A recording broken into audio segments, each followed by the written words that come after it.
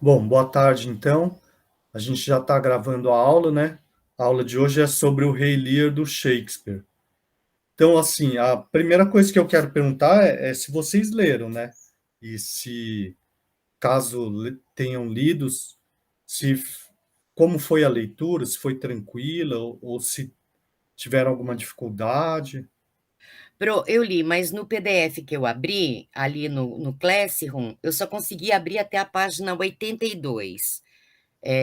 Aí eu tive que procurar na internet e aí eu consegui terminar a leitura. Ah, E vi o vídeo também, tá? Achei fantástico. tá. Ué, Pode até ser agora. problema no meu computador, então. Não, então, mas eu tenho que conferir, porque se os demais tiverem problema também.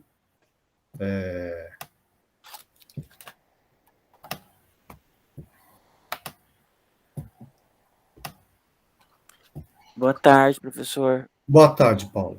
Professor, essa semana eu não consegui ler. Vou dar bem aquelas desculpas de aluno sem vergonha. Porque vai ter a seleção de professores para o estado, que é Aham, segunda-feira a prova. Eu estou estudando muito, professor, para passar nessa seleção. Então, essa aham. semana eu acabei nem mexendo com os trabalhos, textos da Tá, universidade. tudo bem, Paulo. A única coisa é assim, ó, você vindo aqui e assistindo a aula, você recebe a presença. Só que Sim. você perde a chance de fazer a atividade, né? Eu faço depois e respondo. Não dá, porque eu já vou corrigir agora com a Jane, entendeu? Hum, Então, a outra possibilidade é você não assistir a aula e depois você faz a atividade e o relatório da aula, entendeu? Daí você fica com a presença e a nota, né? entendi. Se eu assistir a aula, eu É, não vou ganhar a pontuação porque eu assisti a aula. isso. Você vai perder a chance de fazer a atividade que eu vou fazer com os presentes aqui, né? Entendeu? Entendi. É. E eu estou fazendo isso porque tem gente que tem dificuldade de acesso, tem uma outra aluna que ela não pode assistir a aula, né? Entendeu? Daí vem uma outra pessoa que acompanha, né? Tá, professor, então eu vou fazer isso então, porque eu já perdi a nota das duas atividades, eu não posso perder. Aham. Não, então faz o seguinte, Paulo. Tá. Você sai da aula e lê a peça, Tá. tá Uhum, bom?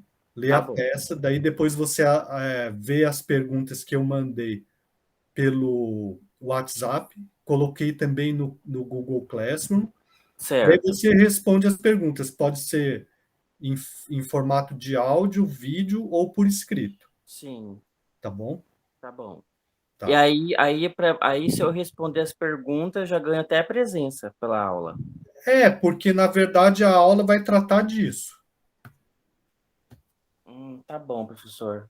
Tá Então tá. bom, então. Vou seguir essa Então tá, orientação. Paulo. Então eu saio da aula, E vou ler a lê peça, isso, lê a peça. respondo as perguntas, encaminho para o senhor. Isso, é. Daí você faz assim, ó. Você responde as perguntas. Depois, no outro dia, porque eu vou subir o vídeo, vou deixar para estrear daqui a uma semana, Sim, certo? tá certo. Aí você confere as suas perguntas com as respostas que a gente vai comentar aqui, tá bom? Tá. Então, Entendi. então Entendi, tá. professor. Tá Então, bom, então. beleza, Paulo. Boa Então aula tá para bom. você. Tá. Boa leitura aí. Obrigado. Tá. Então, Jane, eu acabei de abrir o arquivo aqui, tá indo até depois da página É problema no 80. meu computador, pronto. É no meu. Aham. Mas isso não me Tá, impediu de ler, tá? tá bom. Então, não Então, tem problema. você leu, teve alguma dificuldade ou não? É aquele palavreado shakespeariano, né? Ele é Aham. muito rebuscadinho, assim, tem hora que cansa um pouco. Sim. Dicionário do lado, apesar da gente entender o sentido da frase, é bom a gente dar uma consultada, né, nas palavras difíceis, tal, que não fazem É, parte do. Mas eu achei sim. legal. Eu já conhecia, na verdade. Eu estou relembrando alguma coisa que eu vi lá em 2000 e alguma coisa. Foi interessante a leitura, a gente vê com outros olhos, né? Depois da primeira leitura, parece que a gente se atina por outras coisas. Sim, Achei é legal. verdade. Porque Bacana. na primeira leitura, a gente está preocupado em entender a história, né? Além de tudo, a gente está preocupado em entender a história. Daí, da segunda leitura em diante, a gente vai vendo outros aspectos, né? É bem por Tá, aí. daí você viu o vídeo também e você gostou do vídeo. Amei, professor, amei. Aham. Achei aqueles caras porretas. A intimidade com que eles tratam a Shakespeare e a peça, parece que É, eles se debruçaram anos em cima daquilo, porque esmiuçaram cada detalhezinho. Eu achei sim, fenomenal. Gostei sim, muito. eles são estudiosos do Shakespeare, né? Eles falam de cada peça com muita familiaridade, assim, né? Propriedade, pro, Aham, sabe? sim, Emoção, eles falam as frases assim, vivenciando, sabe, essa coisa de sentimento que, cara, isso me motiva demais. Eu assisti 3 vezes o vídeo, porque eu queria que aproveitar legal. mais de cada um deles, sabe? Então, como eu não falo inglês, Aham, tem que ficar lendo a legenda, a gente perde a emoção da pessoa em si, né? Vi 3 vezes o entendi. vídeo, fiquei Não, apaixonada. então, Jane, tem naquela série, né? Tem o episódio sobre o Hamlet, tem sobre Romeu e Julieta, tem sobre Otelo Eu e Júlio vasculhei, Pro. César. Eu Uhum. vasculhei, não tive tempo de ver, de assistir os outros, tá? Mas aí eu já sei Tá. aonde recorrer quando eu quiser alguma coisa com Sim, peso. sim. Não, não é que eu estivesse esperando que você tivesse visto todos, não. A ideia era centrar no Rei Lear agora, né? É, Tá, então eu vou partir das questões que eu formulei, né? Peraí, quem está chegando? Tarine.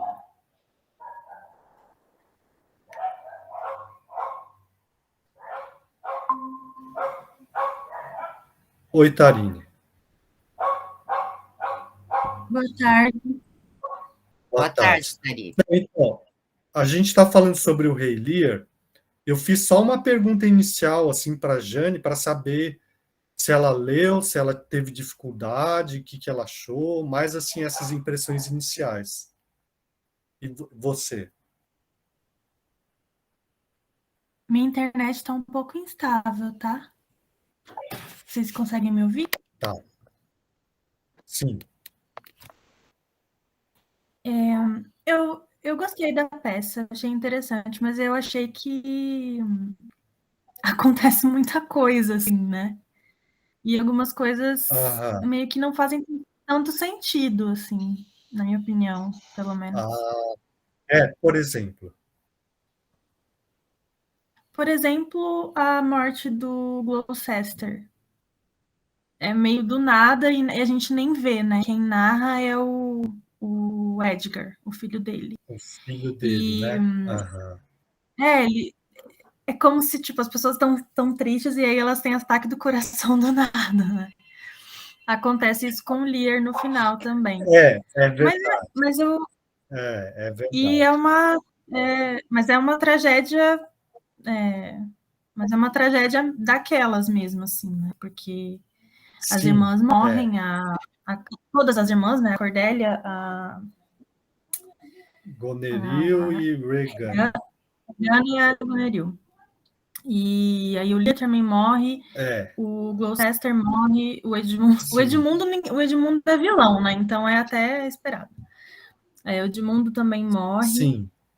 E aí o marido da Regana também morre. Aham. E eu achei interessante também a Sobra questão dos o. disfarces.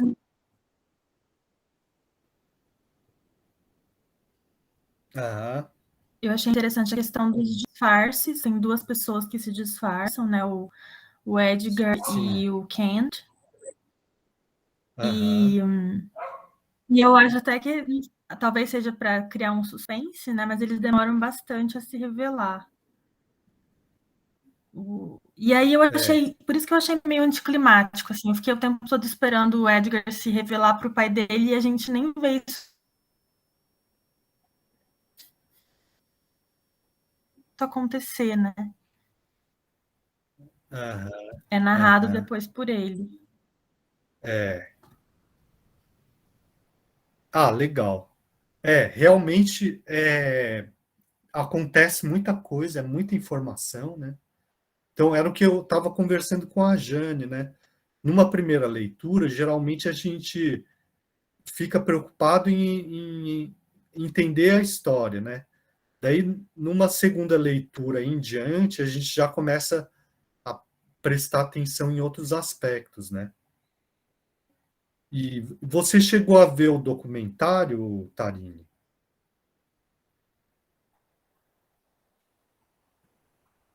Não vi, professor. Onde Tarine? que o senhor colocou? Na página, no Tá no bom. Google Sala de Aula? No Google Classroom, no mesmo tópico lá. É o Renascimento, daí dentro do Ah, Renascimento do Rei Lear, daí eu coloquei a própria peça em PDF e o vídeo, que tem 27 minutos. E hoje eu coloquei as questões, que é as questões a partir das quais a gente vai discutir a peça. Mas tá, mesmo que você não tenha visto, eu acho que dá para acompanhar aqui. Eu vou projetar, né? é porque eu já tinha o livro. É porque eu já tinha o livro no meu Kindle, né?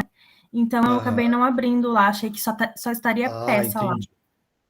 É por isso não vi. Entendi. Aham. Não, tudo bem. Ó, então, a primeira pergunta é assim, ó. No documentário Temas de Shakespeare, da BBC, o narrador diz que O Rei Lear é uma peça sobre um homem idoso que tem errado e calculado mal durante sua vida.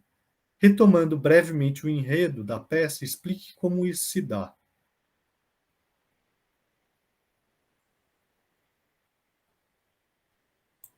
E aí?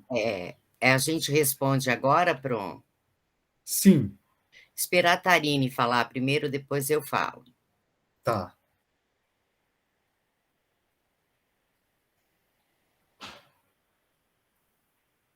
Tarine?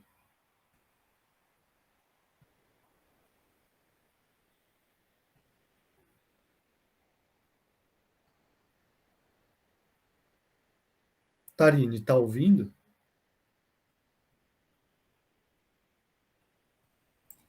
Pro, parece que ela travou. Oi. Então responde você primeiro. Então, Pro, De novo? Ah, tá. Sim. Você acompanhou a questão, Tarine?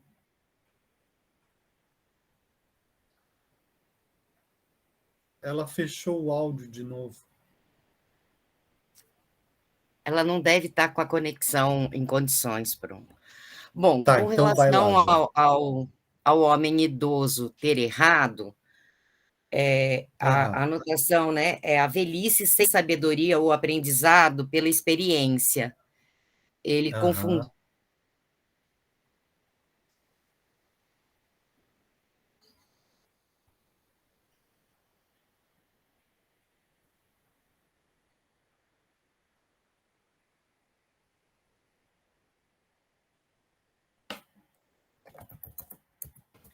Com isso, eu acho que Ô, fica. Jane, Oi, professor. a sua imagem travou e o Mas está me áudio. ouvindo? É Sim, conexão. mas eu não ouvi a sua resposta antes. Então, espera aí, ó. Sobre o homem idoso, né? Aham, O que diz sobre o homem idoso ter errado e calculado mal durante a sua vida, eu fiz anotação a respeito da velhice sem sabedoria ou aprendizado. Ou seja, aham. O rei velho não aprendeu nada ao longo de sua vida com as experiências que ele teve. Sim. Ele valorizou mais a mentira das 2 filhas traiçoeiras do que a Aham. verdade da filha boazinha, Sim. entendeu? Então ele foi enredado. Aham. Ele foi enredado pela vaidade, pela soberba, pelo Sim. narcisismo, né? Aham. É muito estranho. Eu tinha esse rei, das coisas que eu ouvia falar, como o suprassumo do rei poderoso, mas que, na verdade, era um desmando a vida dele. Ele se cercava de falsidade, ele se cercava de palavras vazias, de adulação, né? Sim. Então, para mim, isso foi, nessa minha leitura de agora, foi decepcionante demais. Eu acho que quando eu li, eu era muito novinha, muito despreparada, do meio, e eu achava ele o máximo. Ele havia sido traído de Aham. uma forma vil. Não, ele era um panaca, entendeu? Nesse sentido, de ser Sim. vaidoso, de ser soberbo, entendeu? É. Pode avaliar ele como rei antes, a não ser pelas próprias falas dele durante a tempestade. Como eu nunca vi que a gente tem demais enquanto os outros passam necessidade, passam fome, com a roupa furada. A única Sim. herança que tem é o furo nas roupas. Travou de novo, Jane. Oi, professor, me escuta? Sim, Tarine. Caí também. Não sei se é porque tá Aham. chovendo. Assim, Mas acho para que é, isso, né? ele precisou perder tudo. Quer dizer, ele não angariou nada durante a época de rei. Ele foi começar conquistas pessoais de verdade quando ele perdeu Certo, tudo, quando ele foi posto para fora. certo. Eu achei caótico, mas Tá. quando passa no vídeo o pedaço dele no meio da tempestade, é realmente emocionante, entendeu? A tomada de Aham. consciência dele. Sim. Faltou falar Tarine. alguma coisa? Acho que não, né? Não, então, vamos ouvir a Tarine, depois eu complemento. Mas o básico você falou, sim. E é interessante que na loucura ele tem uma consciência, e da mesma forma eu faria um paralelo com o Gloucester, que quando ele fica cego, ele enxerga. Ah, sim, essa é a outra questão que eu ia colocar.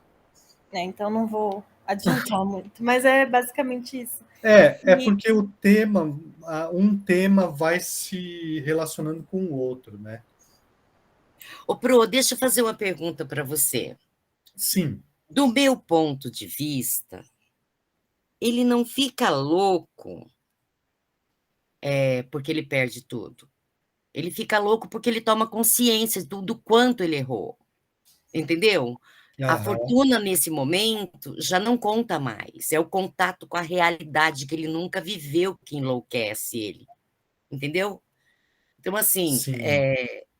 o fato das filhas terem maltratado, terem. Ele deu tudo que ele tinha para as filhas. Então, não é perder o dinheiro que o enlouquece, é nunca ter visto isso antes. Aí é que ele enlouquece, Aham. entendeu?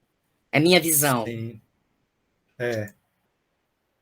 Bom, eu acho que ele erra e calcula mal porque ele associa o tratamento que ele tem como rei com o tratamento que ele deveria ter como pessoa, né? Então, as pessoas o tratam bem porque ele é rei, não porque gostam dela, né? Isso que a Jane falou, acho, a respeito de soberba, de vaidade, né? Tem uma frase que acho que todo mundo já deve ter ouvido falar, que é assim: se você quer conhecer uma pessoa, você dá poder para ela, daí você conhece, né? Não sei se vocês já ouviram falar isso. Sim. sim, Professor, tem uma fala do França quando o rei bota a caçula para correr, que eu achei assim de uma profundidade abissal. Ele fala assim: amor não é amor quando se mistura com interesses estranhos ao fundamental. Aham, Aí ele continua, passa um pouquinho e fala: ela por si mesma já é um dote. sim. Porque o outro não aceitou, né? Mas aí ele pega para É, si o que ele acha mais importante, não é o dinheiro, é a sim. atitude, né? A coisa. Então, assim, amor não é amor quando se mistura com interesses estranhos ao fundamental. Eu achei isso Aham, fenomenal. E é interessante também que, por conta desse poder, ele não quer nunca ser contrariado e ele prefere uma falsidade lisonjeira, digamos, do que a sinceridade. E a Cordélia, ela não é só sincera com ele, eu também até marquei a parte que o outro pretendente, sem ser o França, diz que não tem como levá-la, aham. porque ela tá desgraçada, né? E aí É ela o diz que Borgonha, se... Oi? Isso, ele Duque de chama Borgonha. Borgonha. É, isso mesmo. Já que interesses de fortuna são sua forma de amor, eu não serei sua esposa. Então, ela é uma pessoa digna e honesta, né? Mas Sim, na vaidade, e por ter um poder muito grande, como assim? Eu sou o rei, então ninguém pode me contrariar. Então, por isso que ele é ludibriado o tempo inteiro, né? E, inclusive, ele acaba expulsando o seu ele não é um servo, né? Ele é nobre, mas o aham, seu mais leal escudeiro, digamos, sim, que é o Kent. é Porque ele verdade. vê que aquilo tá errado, dele expulsar a Cordélia e também se compadece da situação dela e é sincero com o rei, e a honestidade dele também Uhum. é mal vista. É. Sabe uma Olha, coisa que me surpreendeu, professor? sim, fala. Quando o rei tira o dote, tira a filha como filha, né? Fala que não é mais do sangue e tal, e bota ela sem dote. Aí o Borgonha ainda tenta negociar. E ele fala assim: Uhum. dê apenas a parte do dote que havia prometido, e aqui mesmo tomo Cordélia pela mão e a faço duquesa de Borgonha. Aí o rei fala: de jeito nenhum. Aí ele vira e responde: lamento então que, tendo perdido um pai, percas também um marido. Eu acho que Ah, isso demonstra tanto as relações de interesse desse período, que tudo girava em torno do sim, dinheiro, da posse, da coisa, e humanidade zero, né? sim. Eu acho que a gente tem que retomar também, né, o que acontece antes, né? Quer dizer, a respeito do erro, do cálculo mal feito, né? A ideia do rei é abrir mão do poder dele, né? Abrir mão das obrigações dele, né? E ficar só com o privilégio, né? Ficar só com a parte fácil, né? Como se fosse assim, eu vou me aposentar, né? E gozar dos privilégios, continuar gozando dos privilégios de ser rei, né? Acontece que não existe isso, né? Ele quer ficar só com a parte boa, mas abrindo mão do poder, ele está abrindo mão também dos privilégios, né? Mas, E, e Pro, aham, senhor me desculpa, eu acho que eu vivo fora do mundo, tá? Veja bem, o cara está com 80 anos. Tem uma parte lá que ele relata que está com 80 anos. Durante 80 anos, ele governou, ele lutou, ele abateu, ele venceu e foi vencido, ele criou as 3 filhas, deu tudo que tinha de bom e do melhor para elas, conseguiu bons casamentos para as 2 primeiras, estava acertando o casamento da terceira, que ia ser realizado depois daquela cena ridícula lá de adoração lá, tem até o nome da cena, tá? aham. É, ele começa, né, com as filhas bajulando ele, ia ter aquela coisa de Então, bajulação, que tem olha o só, nome Jane, aqui. não, olha só. Mas tem uma outra coisa. na verdade, já tava dividido em 3 partes iguais. Ele já Já tinha feito, ele estava. só queria É, a bajulação. isso. Agora, É isso. independente da bajulação, independente de qualquer coisa, por que que ele não teria direito de dividir o reino em 3 partes, dando a Aham. elas que nunca fizeram nada para ter aquilo, eram moças, nem rapazes que iam à guerra elas eram, e não pudessem sustentar o pai e deixar o pai viver Não, o bem não, bom? não, Não não, entendi. então. Não, então. Mas não é isso. Assim, se ele tivesse dividido em 3 partes iguais, né, e quisesse só descansar, não teria problema nenhum, ele ia descansar, né? Só que ele quer manter, por exemplo, o exército de 100 soldados que são uma ameaça para os demais, né? Entendeu? E se ele tivesse dividido em 3 partes iguais, sem essa parte da bajulação, a Cordélia, que realmente gostava dele, teria abrigado ele, né? Entendeu? Então ele calculou mal, porque ele falou: as que mais puxarem o meu saco vão ganhar mais, esperando que todas fossem puxar o saco dele igualmente, né?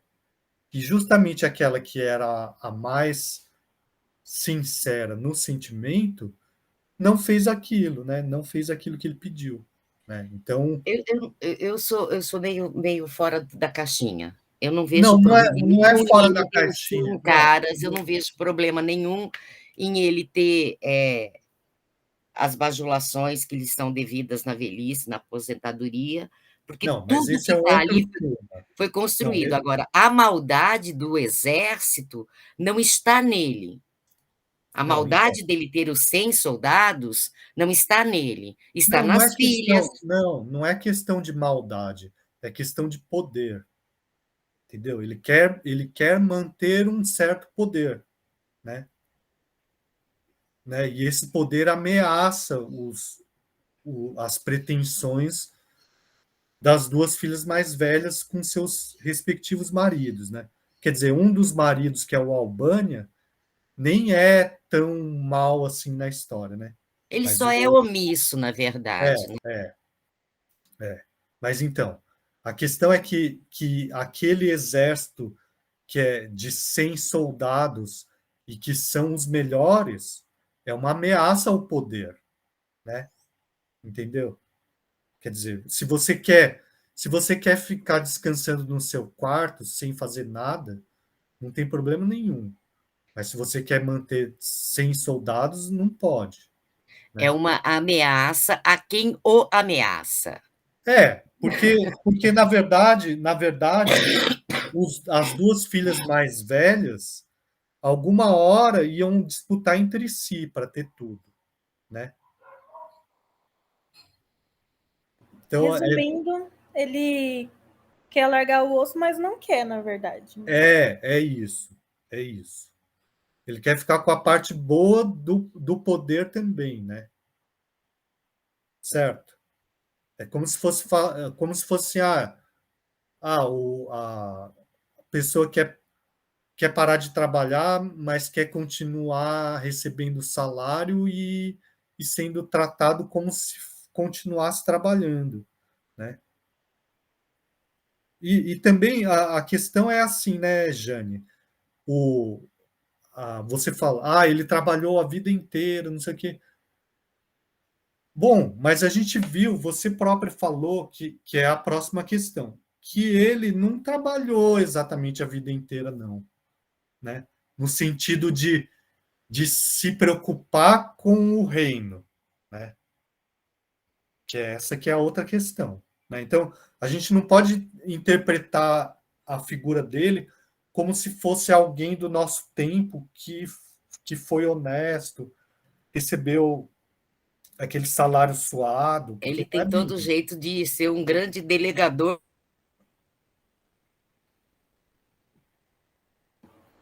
Eu Tá, não sei tá. se vocês conhecem, mas tem uma série da HBO chamada Succession, que se inspirou muito em Rei Lear e é baseado, assim, é nos dias de hoje, assim, e aí tem um magnata tem uma empresa milionária que tem TV, tem tipo um conglomerado de mídia, e ele tem 3 filhos e a série é sobre um monte de intrigas e quem que vai suceder ele. E tem muita inspiração, mas como eu assisti a série antes de ler, eu achava que o Rei Lear do livro seria mais assim, não mais esperto, mas eu achava que ele seria mais inteligente mesmo, mais esperto assim, para não só para enxergar as pessoas, mas para estar sempre à frente ali. E ele é sempre enganado, né, humilhado. Bom, mas então, basicamente, a história é essa, né? A gente pode discutir várias questões, mas ele calcula mal e erra porque ele se baseia na aparência, né? Na superficialidade do tratamento que ele recebe, né? Certo? E, bom, uma coisa é o que o seu papel social, né? E outra coisa é você, né? Que o que a gente é de fato, na essência, nem dá para saber direito o que é, né? Mas assim, Ô, Pro, oi, deixa eu fazer uma pergunta. aham. Não foi altamente coerente o discurso da Cordélia? Meu pai, como é que eu posso lhe amar 100%? Eu Ah, sou sim, é marido. verdade, é verdade. Então, se eu amar o senhor 100%, nada vai sobrar para eu dar ao meu marido, É, né? é, É lógico, é aham. lógico. Não precisa grande coisa para chegar a esse raciocínio. Sim, pois é, Automaticamente, ela estava dizendo que as irmãs estavam mentindo, sim, porque ambas tinham outro homem com quem dormiam, e é, não tinha lógica elas amarem o pai 100% e dormir com outro por aham, nada. sim. Tá, vamos para um Elas não outro. amavam nem os maridos, porque elas queriam o Edmundo no É final, né? verdade, tem essa também, Esse Mas, só aparece mais lá na frente, na hora a é, gente não sabe ainda. pois é, esse Edmundo é bem canalhão, né? E ele parece ser um gato, porque duas, né? Eu acho que tem algumas adaptações, né? Tem uma russa, mas eu não lembro exatamente como é o cara. Mas é bem interessante essa adaptação russa. Depois eu passo para vocês as informações direitinho. Eu Mas, fiquei ó, bem chocada, inclusive, eu não estava esperando. Foi uma surpresa do livro para mim, essa parte. ah, tá fechado o seu áudio, o seu microfone, Jane. Eu não lembrava, né? Porque muitos anos que eu não lia, quando eu tomei, eu botei aqui duas observações muito engraçadas, sabe? Depois eu ri da anotação que eu fiz. Deixa eu achar aqui, porque até eu ri de mim mesma na hora que eu anotei. Regan e Edmundo tornaram-se amantes? Como assim? Aham, 6 linhas abaixo eu botei. Opa! Eu escrevi, opa! Ela também é amante? Como assim, cara? Escrevi, como assim? aham. Porque é bem pertinho que a gente descobre uma e outra, né? Sim, é.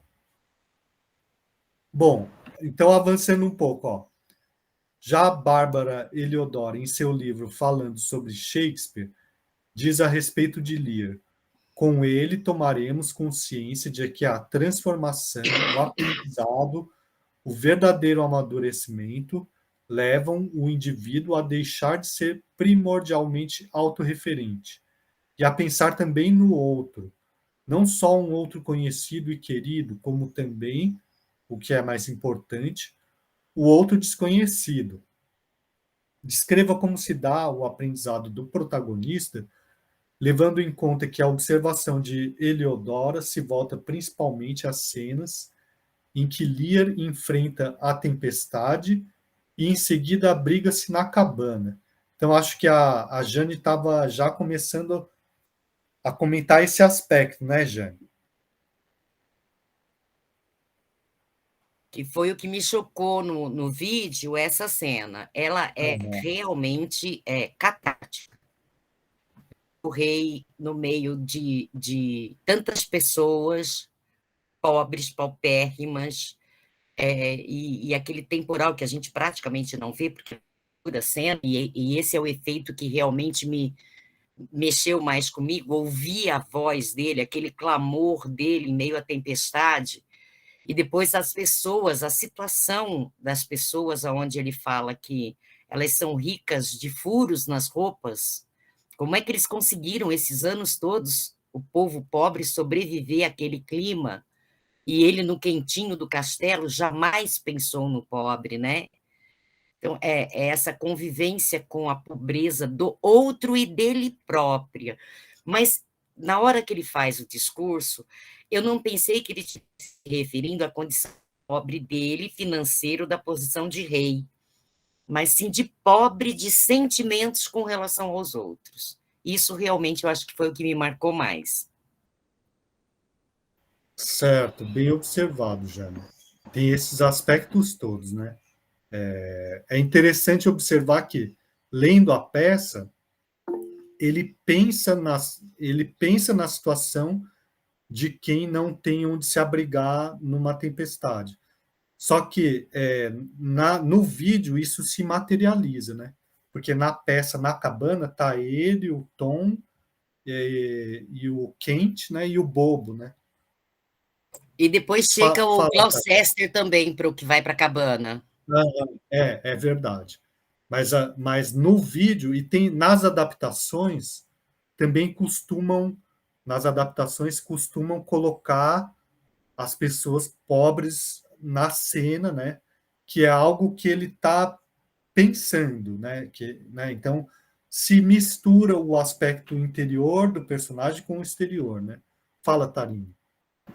E também ele, quando ele vê o Edgar disfarçado de Tom, ele se compadece muito da situação dele e escuta ele e até exige, quando ele é resgatado, para ir para um lugar mais, enfim, para ir para um lugar melhor, mais quente, ele quer que o Tom vá junto. Então, não só o povo em si, né, toca o coração dele ali, mas também aquela figura que tá disfarçada, mas que tá nua, tá maltratada, tá... Ele até diz, né, o Edgar, que ele se coloca de uma maneira asquerosa, assim, de uma maneira nojenta. E o rei, mesmo sendo um rei e tal, ele se compadece e quer ajudar aquela figura, né? Sim, mas acho que a questão é mais profunda ainda do que isso. Não é mesmo ele sendo um rei, ele quer ajudar. Apesar dele ser um rei, ele nunca pensou nisso, né? Então, que espécie de rei foi ele, né? Que nunca pensou no povo mesmo, né? Quer dizer, ele governou em função do quê, afinal de contas, né? De aumentar o poder? Provavelmente, né? Mas não de pensar no bem-estar do seu próprio povo, né?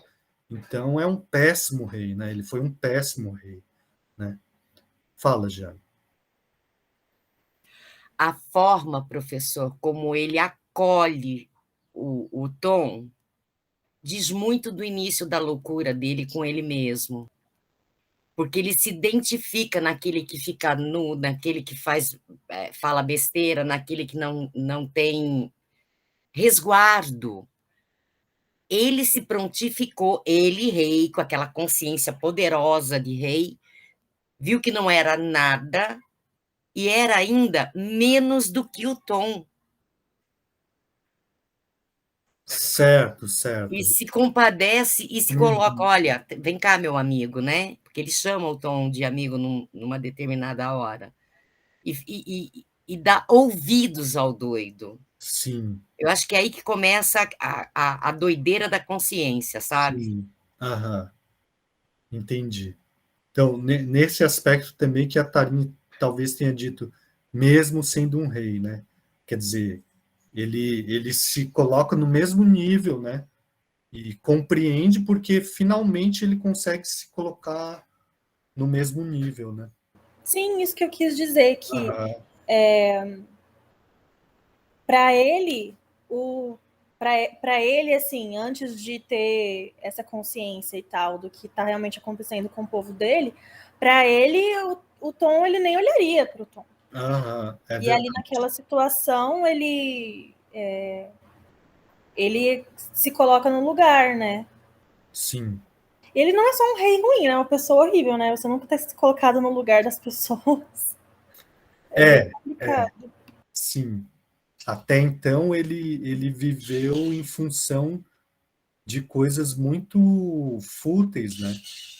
Então é realmente uma peça a respeito do aprendizado, né? De tomada de consciência mesmo, né? E assim, claro que também toca em pontos que estão relacionados com a nossa realidade atual, né? Como, por exemplo, o que a gente falou, né? Assim, a maneira como as pessoas idosas são tratadas pela sociedade, por exemplo, né? Assim, isso é uma coisa que, né?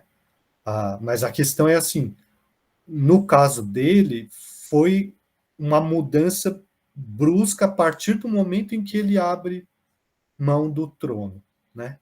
Até então, não, mesmo ele tendo a idade avançada, né? Certo? Bom, mais alguma coisa a respeito? Eu acho que essa cena é a cena central, né, tanto na trama, né, quanto na, na, na peça, assim, na extensão da peça mesmo, né? É a cena 2 do ato 3 de uma peça com 5 atos. Pronto, às vezes, durante a leitura, a partir do momento que ele vai para o charco lá, eu me peguei pensando assim: será que ele teve consciência de que, na verdade, ele foi um anti-herói? Porque enquanto ele estava no domínio total das coisas, com as filhas bajulando ele tinha a sensação de plenitude, o herói da coisa, né? Como se diz, o herói da porra toda. Quando ele vai para fora, que ele é posto para fora, que ele fica sem abrigo, sem amigos, sem referência, que ele começa a analisar as coisas, será que essa postura não leva a gente a essa sensação de anti-herói? Ou seja, o herói às avessas, aquele que só faz coisa errada, aquele que vai contra tudo que é previsto, que... Não sei, me veio muito essa sensação do anti-herói na postura. Eu acho que não é bem um anti-herói, né? Acho que Eu digo anti-herói me referindo à cena onde o Kent fala para ele, mas meu rei, olha, ela é sua filha amada, ela é aqui, né? Se dedica a você e tal, e ele bane também. Não, é porque Aí vem a consciência de que ele agiu fora dos padrões, né? Realmente a menina solteira era a mais próxima dele, por ser solteira, por viver com ele, enquanto as outras já tinham suas casas tal. Então, assim, não sei, me veio aquela coisa, poxa vida, será que ele tomou consciência de que aquele rei que ele achava que era, ele foi o oposto? Porque tem algumas passagens na cena que dá a sensação de que ele está cobrando dele mesmo o que ele não foi, entendeu? sei, entendi. O que eu percebi, Fala, Tami. o que eu percebi dessa questão, talvez venha de encontro com o que a Jane está falando, é que no início da peça, como leitora, assim, eu não estava entendendo muito bem.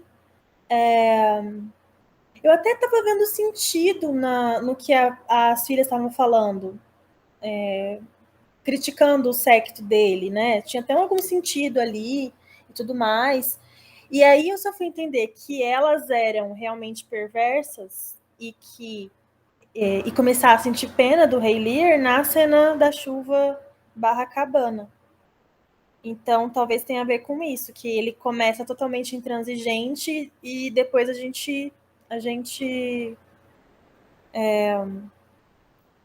enfim, se compadece dele e começa a ter empatia por ele. Eu acho que talvez tenha a ver com aquilo que a gente estava falando na aula passada, né? Que a diferença que existe entre o Shakespeare, os personagens do Shakespeare, né? E os personagens da literatura anteriores é que tem uma profundidade maior, né? Isso significa que a gente pode ficar especulando a respeito de várias coisas, como se fosse algo mais próximo de um ser humano mesmo, né? E faz parte da riqueza desse personagem essa possibilidade de especulação, né? Mas não tem, assim, exatamente uma resposta muito clara a respeito disso, né? Porque, assim, por exemplo, o Rei Lear, né? O personagem Rei Lear é só isso que tem nessa história aí, né? Então, o que ele foi antes ou o que ele foi além das palavras que estão aqui não existe, né? São projeções nossas, né? Sabe o que eu tô querendo dizer? Assim, por exemplo, ele tem um surto de loucura que também representa uma espécie de lucidez, né? Mas ele não tem uma lucidez posterior que possa comprovar o quanto ele de fato aprendeu, né? Porque ele morre, né? Então, assim, vamos supor que depois ele recobrasse a razão e voltasse a ser um rei. Como ele seria, né? Daí sim a gente pode dizer, ele de fato aprendeu. Mas não, ele tem o aprendizado no meio da loucura e fala um monte de coisa confusa, né? E fragmentada, assim como o bobo fala e o quente, não, o Edgar, né? Disfarçado também, né? Sabe? E ele Então, só aprende quando ele tá na pior, né? Será que quando ele tivesse numa boa, ele colocaria em prática esse aprendizado? Não dá pra saber. essa que é a questão, né? Então, aí que tá, como o discurso dele durante esse surto, né, é um discurso não linear, né? Então a gente vai interpretando várias possibilidades ao mesmo tempo, né? Acho que aí também que está a riqueza do texto, né? Essa possibilidade de interpretação variada, né? Certo? Então, talvez se fosse um romance e tivesse um final feliz, né? A gente tivesse uma resposta mais clara. Só que essa resposta mais clara é provável que fosse mais superficial também, né? Do tipo, que bonzinho que ele foi no final das contas. Ou então, nossa, que babaca, né? Então, acaba sendo uma coisa mais plana, né? Assim, mais tipificada, né? A partir de poucas características, certo?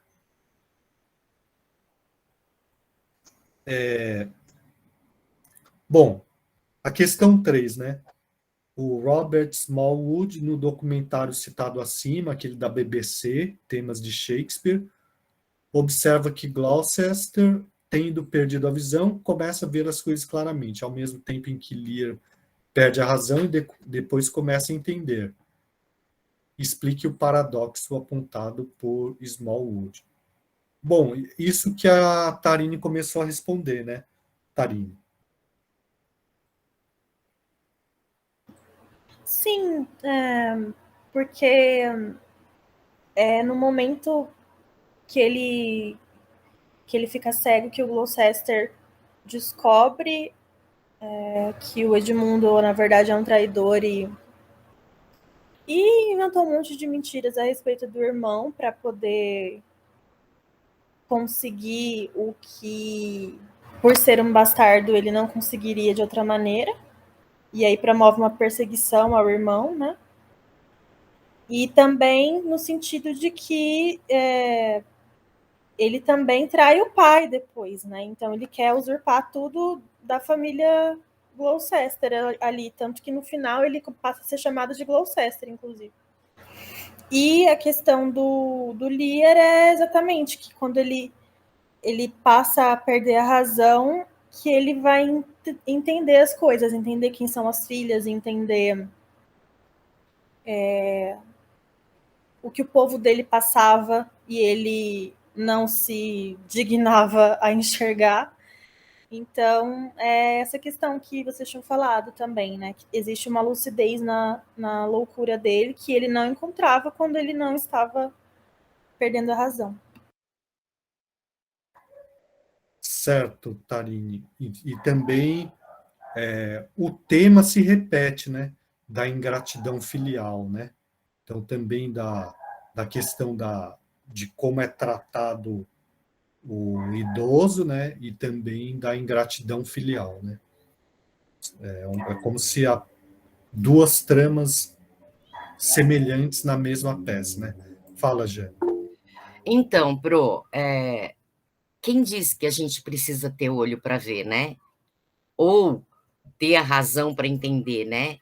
Porque, veja só, ele estava com os dois olhos e não percebia que o filho bastardo era um interesseiro, visava tomar todos os bens, né? Enquanto que o filho legítimo era um cara bom, é um cara que cuidava das coisas, das pessoas lá e tal, não se metia em encrenca e tudo mais. Da mesma o rei, quando ele estava lúcido, ele não era racional. Ele agia por impulso, ele agia por interesse. A razão, quando ele perde, ao mesmo tempo, ele a ganha para uma outra dimensão, vamos dizer assim, né? Não é a dimensão do dinheiro que fez ele ter razão a vida toda, né? Porque o dinheiro dava a ele a razão em todos os sentidos. Ele perdeu o dinheiro e ganhou a razão, quer dizer, a razão que eu digo de compreensão, de entendimento da vida, das outras pessoas e tudo mais. No documentário, é muito forte a cena em que ele perde a vista. São segundos, mas de uma potência. O ator é muito bom, cara. Ele chega com aquela mão assim, eu me arrepiei na hora, porque aquilo no palco, professor, deve dar para a gente assim um desespero, sabe? Porque no documentário não fala, mas na Sim, cena tem o servo que se condói por ele, né? Ele é, morre por isso. sim, Ou seja, ele era um cara bom, o Gloucester. Tinha quem gostava dele, tinha. O servo foi lá e falou: não, peraí, para com isso. E morre. E ele vê o servo morrer e não pode fazer nada, porque ele está preso. Então, assim, quando ele perde os olhos, ele fala: caramba, como é que eu não enxerguei isso enquanto eu via? Quando ele pede para ir para a beirada do precipício, é também uma narrativa fortíssima. Por não enxergar, ele não tem a dimensão do tombo que ele levou. E estando cego, com o filho ajudando, que é o Tom, sem saber que é o filho, quantas vezes ele se refere ao filho com pesar, assumindo a culpa de não ter sido. Eu não sei nem que palavra usar, Pro. Não ter sido um pai que conhecesse o próprio filho, entendeu? aham, E ele fala isso várias vezes. Então, a falta da visão colocou falta da visão dupla, né? Porque um perde a razão, mas que não deixa de ser uma forma de visão também, e o outro perde os olhos. Aí um começa a entender em meio à loucura. Essa coisa se casa em situações separadas, mas uma reforça a situação do outro, sim, é né? isso. É, Uma reforça a situação do outro. Naturalmente, sem esforço algum, você vincula isso a automático. sim. É isso que você falou de vendo a cena a gente sentir muito mais forte, né? Tem a ver justamente com a ideia da tragédia, né? De provocar o terror e a piedade, né? É esse o sentimento que a gente tem, né? de terror e piedade, porque a cena é terrível, né? Tem vários filmes, né? Tem a partir do Rei Lear, de adaptações do Rei Lear, né? E tem um filme também que se chama Han, do Akira Kurosawa, não sei se vocês conhecem. Eu fiz um trabalho junto com o Volmir a respeito disso, né? Que é uma versão para a Idade Média no Japão, né? Com os samurais ali, da trama mais ou menos parecida, né? E tem algumas diferenças, mas assim, também é bem forte, né? Por exemplo, essa cena da tempestade, acho que é de fato uma das mais fortes mesmo, né? Em qualquer adaptação, né? E da loucura do Lear, tem aquela cena em que ele aparece quase no final com uns pedaços de mato na cabeça, né? Como se fosse a coroa. O, no, no Han do Kurosawa, o bobo é que vai colocando o mato lá na cabeça do rei, do senhor feudal, né? E o senhor feudal, ele é praticamente naquele momento, ele é um demente, né? Só que, na verdade, a gente sabe que é um grande processo, assim, de tomada de consciência, né? Mas, enfim, é isso tudo que vocês disseram aí. Eu acho, né, que a gente lê essas peças, daí depois a gente começa a perceber várias obras, filmes, séries, como a Tarine falou, né, que se baseiam nas tramas, nas mesmas histórias, né, porque elas ainda refletem muita coisa da nossa realidade ainda, né. Bom, a última questão aqui. Anatol Rosenfeld, em Texto e Contexto 1, comenta: com efeito, cada peça de Shakespeare apresenta como que um mundo novo, diverso dos outros, visto a partir de um novo ângulo. Falta a moldura estável da cosmologia cristã, a ordem pré-determinada. Como podemos relacionar o comentário de Rosenfeld com o contexto histórico do Renascimento, momento cultural e filosófico que tem o autor de Rei Lear como um de seus principais representantes? Então, não sei se a pergunta ficou muito estranha, mas a ideia é assim, que tem a ver com a perda disso aqui, né, no contexto histórico, né? Essa moldura estável da cosmologia cristã, né? De que maneira isso se reflete na peça, né?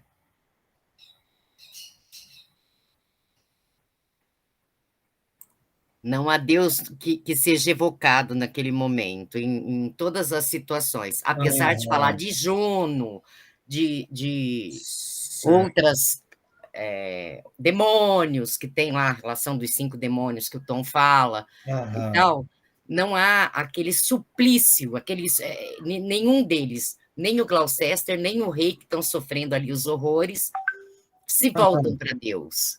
É verdade também.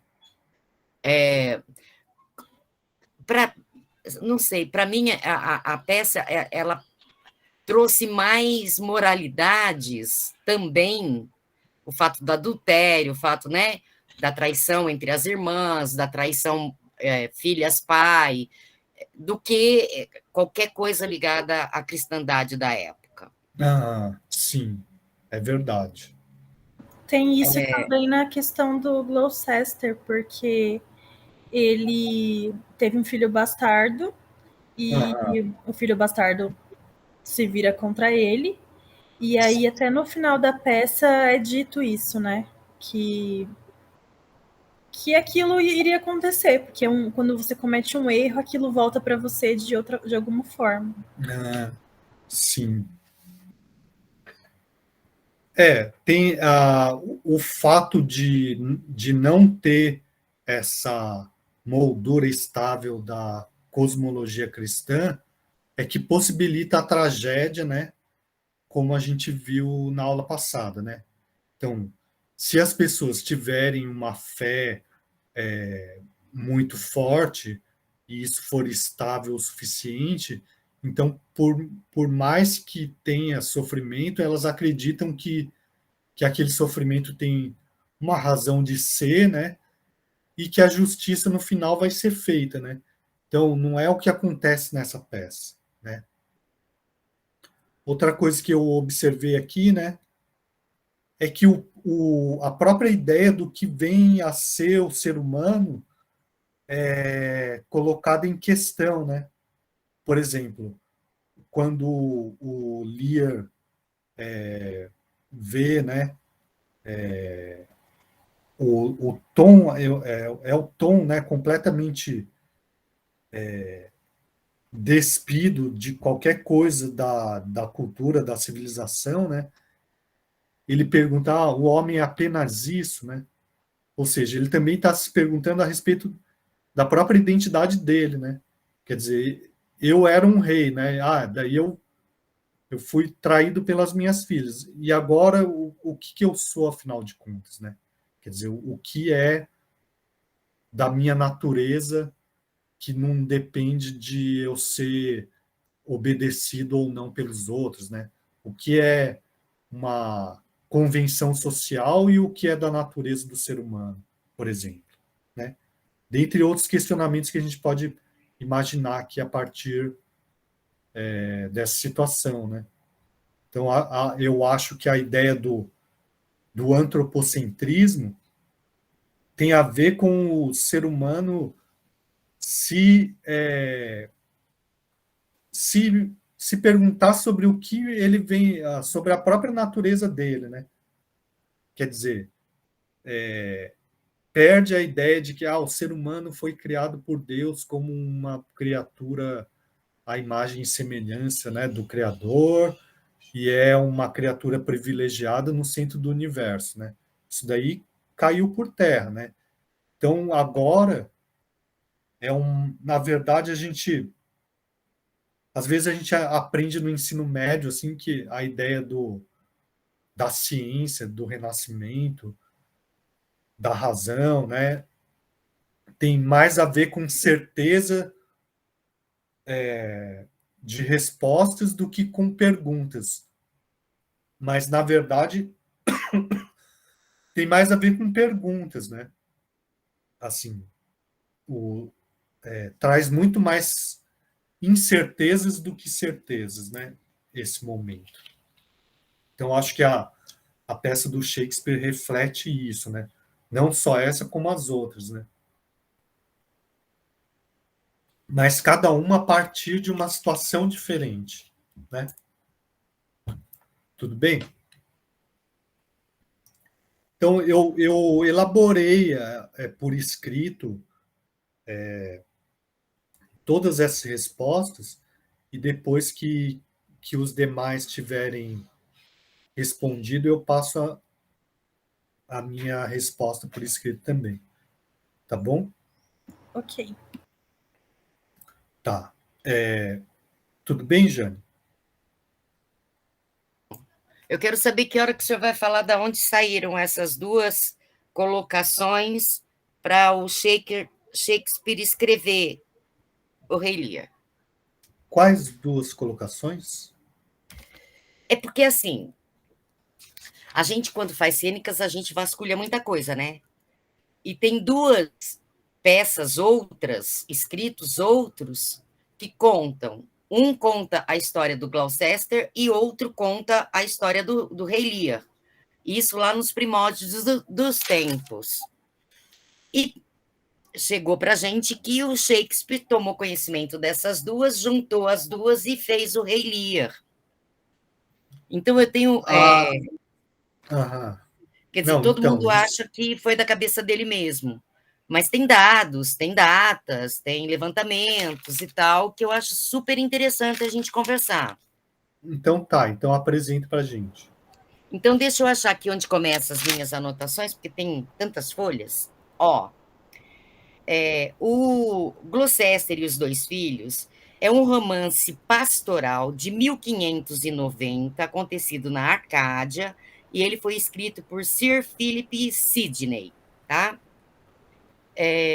O Rei Lear é do folclore anglo-saxão, escrito em 1147.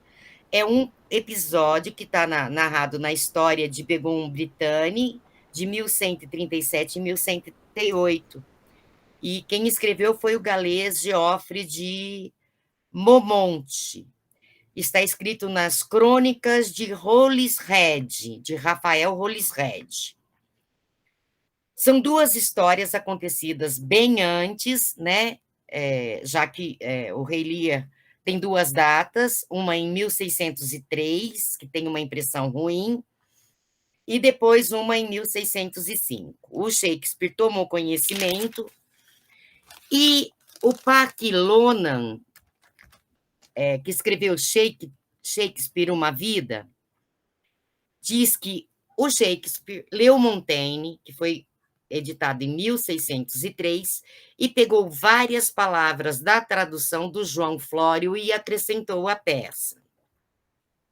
O Carlos Tan, que é da Sociedade Brasileira de Psicanálise do Rio de Janeiro e é mestre em letras pela PUC, diz o seguinte, que o Rei Lear tem a voz alta durante a cerimônia adulatória, que é aquela das meninas. Porém, a posição dele desencadeia uma competição entre as irmãs, suscitando a fala falsa e os elogios à posição, que não tem relação nenhuma com o próprio mérito dele enquanto rei ou como pai. É a coroa que elas adoram, né? Então, não é o rei em si, é só o metal que dá o poder. Aí ele vem falando da trama, né? Isso tudo na visão do Tan. A Cordélia questiona o arbítrio e cego do pai, né? A vaidade, o narcisismo, a falta de sentido da cerimônia, a voz sensata da razão, a expulsão para a França, e é quando começa o calvário do rei que fica louco. As duas versões que tem. Na quarta versão, que é chamada quarta versão, que é de 1608, aquela que a impressão é de má qualidade, é um estágio autêntico inicial da obra, ou seja, são os escritos iniciais da obra do Shakespeare. Já nesta quarta versão, quem fica com o reino é o Duque de Albânia. Já o Fólio, que é de 1623, é uma edição póstuma que foi editado pelos atores da Companhia Teatral de Shakespeare. Quem fica com o trono é o Edgar, porque o Kent vai embora. Então, nós lemos a versão do Fólio, tá? O quarto, que é de 1608, tem um final totalmente diferente do Fólio. Só que, em 1681, um camarada chamado Nahum Tate tem uma versão revisada, sem o bobo, onde o rei não morre e a Cordélia e o Edgar se casam. Então, não é a tragédia, né, em si. Tem as outras mortes, mas tem um final feliz. Em 1838, um dos atores da companhia do Shakespeare recupera o texto original e começa a trabalhar com ele, e aí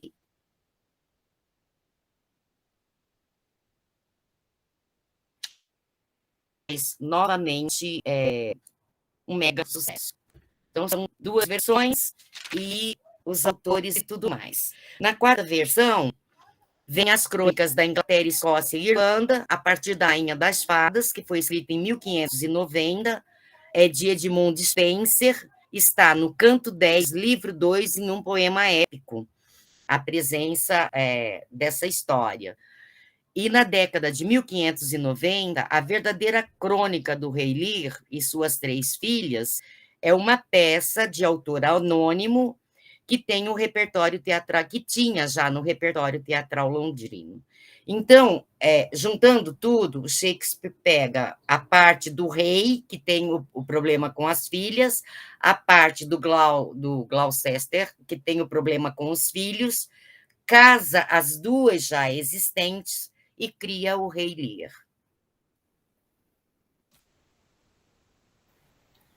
Ah, legal, Jane. Assim, na verdade, todas as peças dele, né, ele não criou do nada, né? Tanto é que até os locais onde se passam as peças, né, tem a ver com essa origem, né? Por exemplo, Hamlet se passa na Dinamarca, né? Romeu e Julieta é em Verona, né? Então ele vai se baseando em coisas que já existiam, né? Mas de qualquer maneira tem a criação dele também, né? Mesmo Que porque não tem reflete. nada a ver com o original que ele pegou, né, Pro? É só a ideia. Ele Sim, pegou uma ideia e sim, escreveu. Os fatos não são exatamente iguais, o enredo não é o mesmo, tá? sim, sim. Algumas situações pontuais, sim. A cegueira, por exemplo, é pontual na peça antiga, a traição das filhas é pontual, mas a trama criada é outra história. Aham. Tá certo, Jane. Obrigado pelas informações. Mais alguma coisa que alguém queira falar? Então, para a próxima aula, a gente vai ler o Misantropo, né?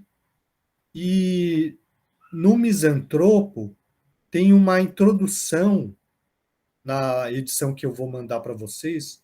Eu já devia ter mandado, né? Mas na edição que eu vou mandar para vocês, tem uma introdução dessa edição portuguesa que a gente vai ler, tá bom? Daí a gente vai discutir a peça a partir da própria peça e dessa introdução, tá bom?